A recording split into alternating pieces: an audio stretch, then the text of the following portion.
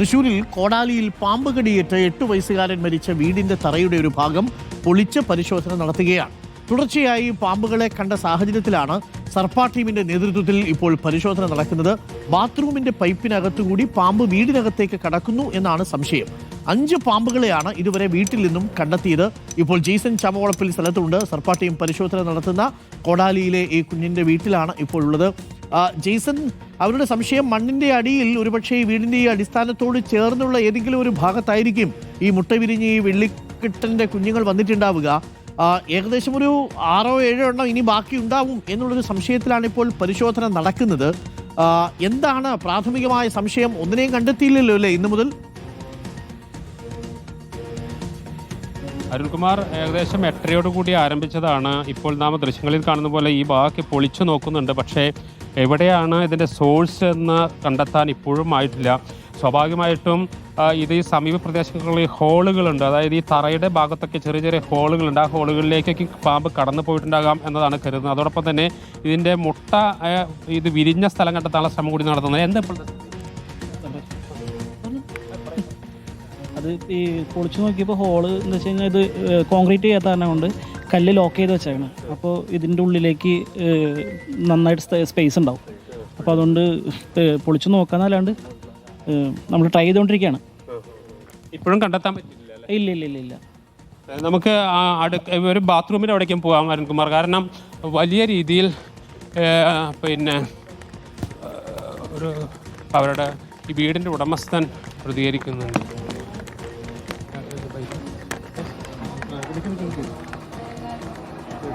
എന്താ ഇവർ പറയുന്നത്? ഇവർ പറയുന്നത് അതിനുള്ളിലാണ് 90% ചാൻസ്. അത് കാരണം 4 പാമ്പിനെയും കണ്ടത് ആ ഭാഗത്താണ് കണ്ടത്. 4 പാമ്പിനും ഉള്ളിലാണ് കണ്ടത്. ഒരെണ്ണത്തിന് മാത്രമേ ഇവിടെ കണ്ടിട്ടുള്ളൂ. അപ്പോൾ അവർ പറയുന്നത് 90% അവിടെ തന്നെ ചാൻസ് കൂടുതലെന്നാണ്. പിന്നെ ഇത് കരിങ്കല്ലുകൊണ്ട് കെട്ടിയേക്കണതാണ്. അവർ പറഞ്ഞത് ഇതനുസരിച്ചിട്ട് ഇപ്പോൾ നമ്മൾ ഈ അറ്റം തൊട്ട് അറ്റം വരെ പൊളിച്ചാലും ഇതിങ്ങനെ കണക്റ്റഡ് ആയിട്ട് പോണതാണല്ലോ. അപ്പോൾ ആ ഭാഗത്ത് ഉണ്ടെങ്കിൽ നമുക്ക് കിട്ടും. അതല്ലെങ്കിൽ അത് അവർ പറഞ്ഞത് മൊത്തം സീൽ ചെയ്ത് ഇനി വരാത്ത രീതിയിൽ ഇനി എന്തെങ്കിലും ഉള്ളിലുണ്ടെങ്കിൽ അത് പുറത്തേക്ക് വരാത്ത രീതിയിൽ ചെയ്യാമെന്ന് പറയുന്നത് സാർമാർ പറഞ്ഞു. ഇപ്പോൾ ഇതുവരെയായിട്ടൊരു പ്രതീക്ഷയില്ലല്ലോ കണ്ടെത്തുന്നത്? പ്രതീക്ഷയില്ല. ചിലപ്പോൾ ഇനിയിപ്പോൾ എല്ലാ പ്രാവശ്യവും ഇങ്ങനെ കാണുന്ന വെച്ചിട്ടുണ്ടെങ്കിൽ ഇപ്പോൾ നിങ്ങളെല്ലാവരും പോയി കഴിയുമ്പോഴായിരിക്കും ചിലപ്പോൾ ഇനി എല്ലാം ഏകദേശം 7:30 വരുന്നുണ്ടല്ലോ വൈകിട്ട്. 7:30 അതായത് ഇരുട്ടാവുമ്പോഴാണ് വരുന്നത്. പുറത്തെ ചൂട് മാറുമ്പോഴാണ് വരുന്നത്. പുറത്തെ ചൂട് മാറി ലൈറ്റ് ഇതാവുമ്പോൾ ഇരുട്ടാവുമ്പോഴാണ് ഇത് ഇറങ്ങുന്നത്. ഒരെണ്ണത്തിന് മാത്രമേ ഇവിടെ കണ്ടിട്ടുള്ളൂ. ഇവിടെ വെച്ച് കണ്ടു. സൈഡിൽ കൂടെ വരാൻ ചാൻസ് ഉണ്ട്. കാരണം ആ പൈപ്പിൻ്റെ ഉള്ളിൽ സൈഡിൽ കൂടെ വരാനുള്ള ചാൻസ്. പൈപ്പിൻ്റെ ഉള്ളിൽ കൂടെ വരില്ല, പൈപ്പിൻ്റെ സൈഡിൽ കൂടെ വരാൻ ചാൻസ് ഉണ്ട്. അതാണ് പറയുന്നത്. നമുക്ക് ആ ബാത്റൂമിൽ ഇപ്പോൾ പൊളിച്ചുകൊണ്ടിരിക്കുന്ന ഭാഗം കൂടി കാണാം.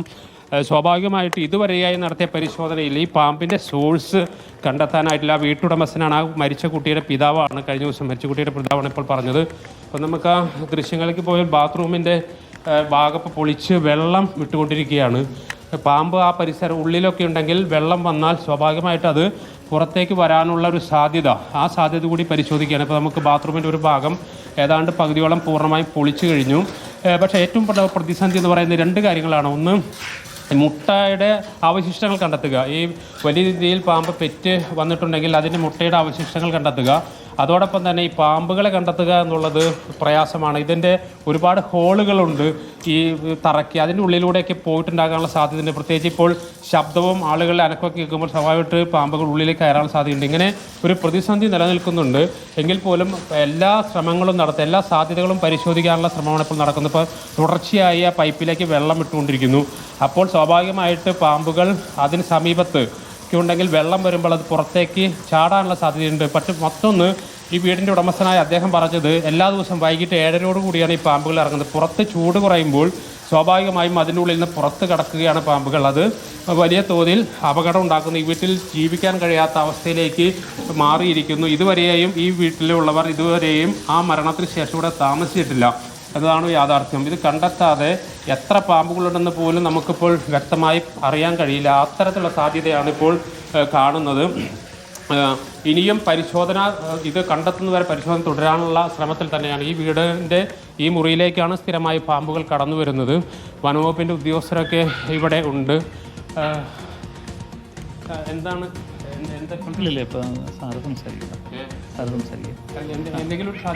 സാധ്യതകൾ ഇപ്പം നിലവിൽ ഇപ്പം നമുക്കൊന്നും കാണാൻ കഴിഞ്ഞിട്ടില്ല. ഇപ്പോൾ നമ്മൾ തറയുടെ ഉള്ളിലാണ് കണ്ടാക്കുന്നത്. അപ്പോൾ നമ്മളവിടെ നോക്കുന്നുണ്ട്, പരമാവധി നോക്കുന്നുണ്ട്. ഇതുവരെ നമുക്കൊന്നും കണ്ടെത്താൻ കഴിഞ്ഞിട്ടില്ല.